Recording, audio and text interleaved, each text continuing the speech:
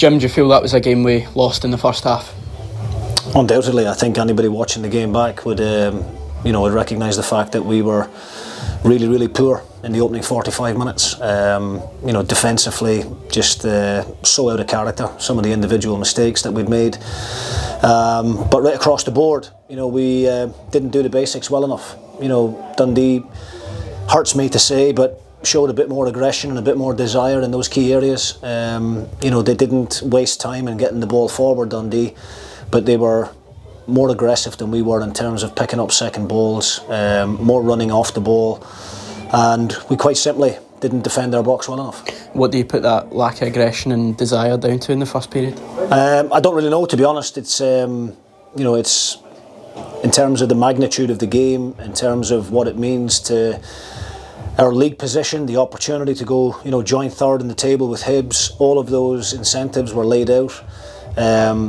Take the league table out of it. The importance of this game to our supporters, and to show them, a level of commitment and desire and aggression, should be the minimum. But quite simply, every mistake that we made in that first 45 went punished. The first goal, free header from McGee in the middle of our 18-yard box. Second goal, Jack Walton. Unfortunately, sometimes goalkeepers make mistakes, and that's Jack has been outstanding for us all season, and I know that he'll be hurting with that one. The third one, again, a mistake. We overrun the ball. A reaction then to giving the ball away is poor. Really good finish from McGee, but causing our own problems time and time again in that opening 45 minutes. And I think the last goal there, the penalty, when we're obviously throwing everything at them, I think just summed up, the poor decision making, the lack of taking ownership in situations. We had three guys around the ball. Nobody makes the decision to take control of the situation, and it leads to a really stupid penalty. What did you say to them at half time? Because it was a wee bit better in the second half.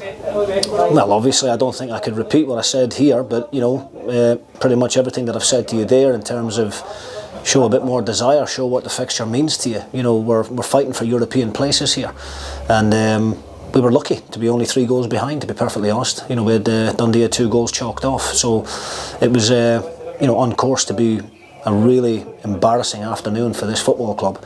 I knew the reaction would be better after half time. I told the players during the break that I could have easily made 5 substitutions, but I asked them for a positive reaction in the first minutes of the second half. Work hard to get themselves back into the game, not to give up, and I thought we got that. But I'm not going to stand here and give them too many plaudits for that, because what we gave in the second half should be what we give for 90 minutes, and they're all well aware of that. Yeah, we did manage to get ourselves back into the game just 3 minutes after half time, but just maybe struggled to carve out clear-cut opportunities until stoppage time, when we're desperate and chasing the game. Well, I thought second half we pretty much played the majority of the game in Dundee's territory. We know the threat that they carry in terms of on the break and that counter, with the pace that they have at the top end of the pitch. But going into the last 15 minutes, we've got nothing to lose. We're 3-2 down. We've got to throw everything at them. We tried to get as many attacking players onto the pitch as possible. We went man for man at the back, brought Manny on for his pace to go and deal with Murray, and unfortunately we just couldn't get the break of the ball in and around the Dundee penalty area. But I've got to credit the Dundee defenders and their goalkeeper. I thought they defended their box really well, but at times, it has to be said, the quality that was coming in wasn't where it needed to be. Yeah, it's a double-edged sword in terms of the break now, because we can go and address some of those defensive fragilities from the first half, but you're also stewing on a result like this for a couple of weeks.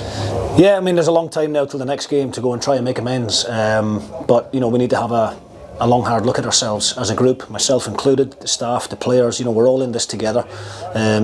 Mistakes can happen, and we can all accept that, but as long as we're doing the basics well, there can be below par performances, but we have to do better in terms of everything that we've done at the beginning of the season, in terms of winning first headers, picking up second balls, stopping crosses, showing a bit more energy and a bit more desire. That's the first time this season that we've conceded as many goals in one game. And yeah, we've got a lot of time now to stew it over. And yes, we will be hurting from it, undoubtedly, as will our supporters. And you know, we're really disappointed for them that we put on that type of performance in the first 45 minutes. This group have shown that they can bounce back quickly, though. Yeah, well, look, we've got 3 games now prior to the split. You know, results went our way yesterday, and I don't know how many times this season that we've been in this kind of situation where results go our way the day before, we've got an opportunity to go and capitalise on it, and we don't take advantage of it.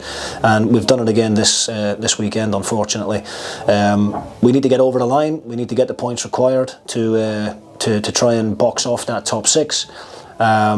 There's no easy games. You know, the next few games coming up, everybody's got something to play for. The teams below us certainly won't stop fighting. The likes of Hearts, Motherwell, St Mirren, they won't give up. So, you know, we'll go away and look at ourselves first and foremost, see how we can improve, get back to basics, do things better, and get the points we need to make sure that we can wrap up this top 6.